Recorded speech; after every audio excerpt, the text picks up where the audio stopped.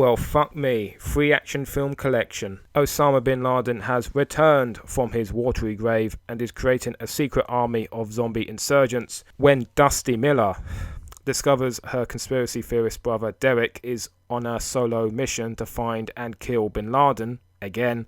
She travels to Afghanistan to rescue him and falls in with a NATO Special Forces unit on a secret assignment. But when the group clashes headlong into the growing zombie apocalypse, Dusty and the troops must find the root of the zombie insurgency before it infests the world. From the director of the equally entertaining Rise of the Shadow Warrior, Ozombie is right up there with Burial Ground and Revenge of the Living Dead Girls as one of the quintessential tasteless zombie film experiences.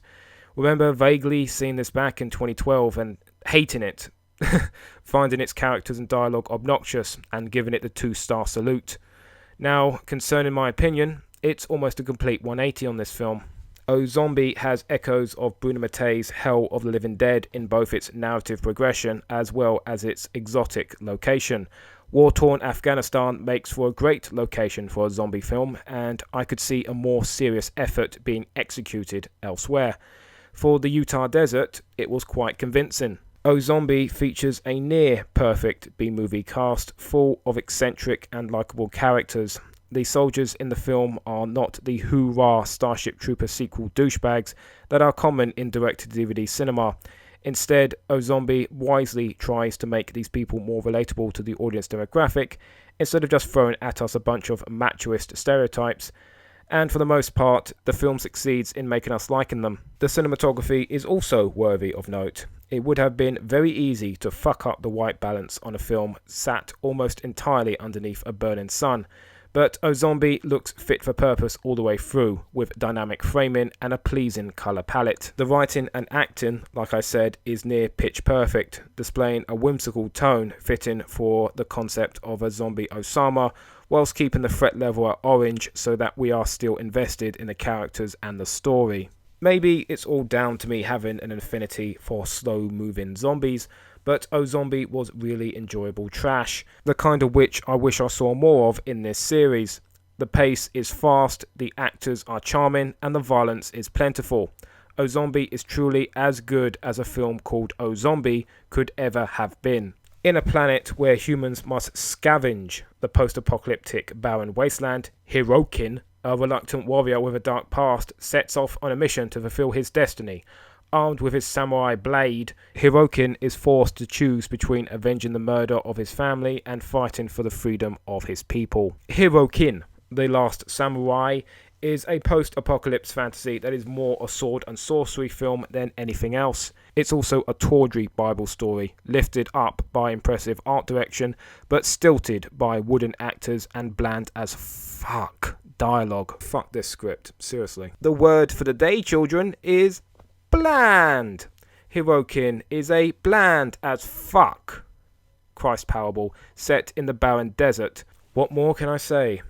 Well, maybe the cinematography was alright, and some good props went a long way to amping up the drama of certain scenes.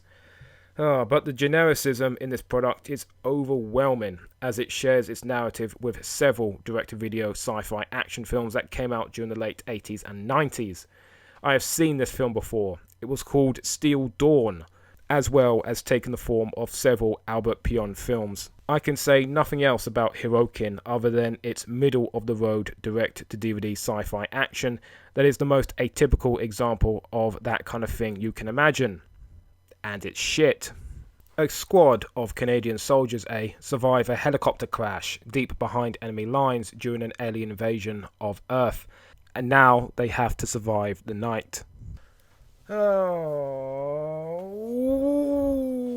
what the fuck was this? I mean, I appreciate the hustle. Rip off a big studio blockbuster by stripping the story down to its fundamentals and then reworking it so that it could fit within a 5-figure budget.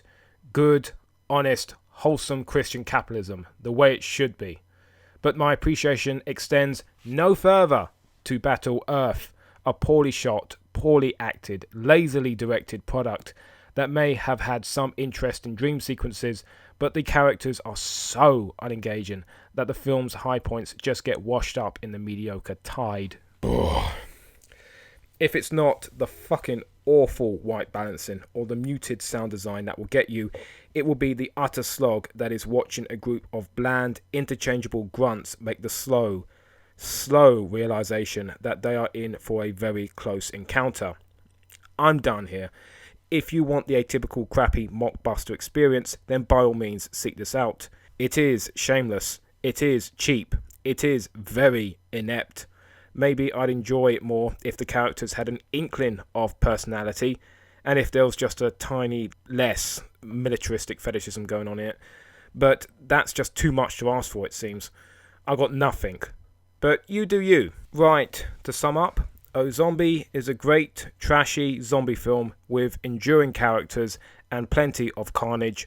Hirokin, The Last Samurai, is a bland as fuck sci-fi action film with nothing but decent art direction to its name, and Battle Earth is a meandering clash of alien invasion thriller and psychological horror that is ugly to look at and pure monotony to listen to.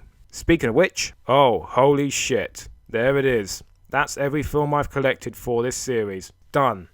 The ones that I would bother watching, that is. Fucking big budget films. Too many of those. Anyone who's watched this or have been following me along on this insane and inane journey, I thank you and your patience. I don't know if I'll be doing another one of these again, but if I am, no more blockbusters. If it ain't obscure trash, it ain't for my ass. Ta-ta, farewell, and once again, thank you for watching.